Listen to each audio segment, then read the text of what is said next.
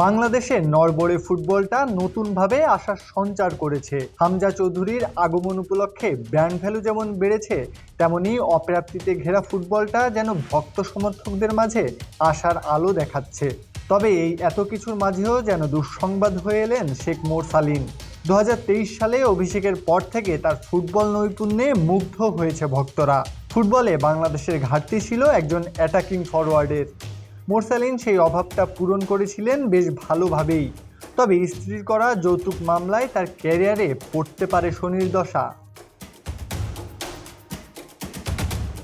গত বছর 29 নভেম্বর 10 লাখ টাকা দেনমোহরে মোরসালিন বিয়ে করেন সেজুতি বিনতে সোহেলকে।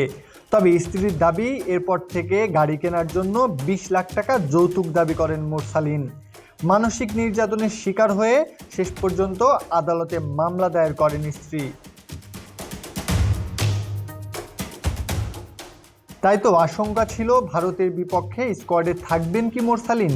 তবে সেই আশঙ্কা কিছুটা হলেও দূর করেছেন জাতীয় দলের ম্যানেজার আমির খান।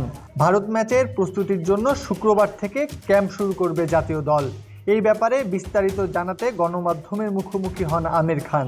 তিনি বলেন, মোরসালিনের ওটা ব্যক্তিগত বিষয়, এতে করে আমাদের স্কোয়াডের কার্যক্রমে ব্যাঘাত ঘটবে না।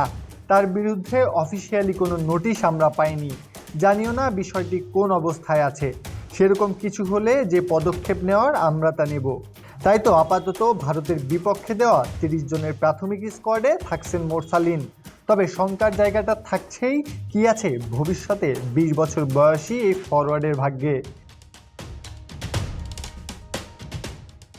প্রত্যয় হক কাব্য, বিডি আর্কাইভ।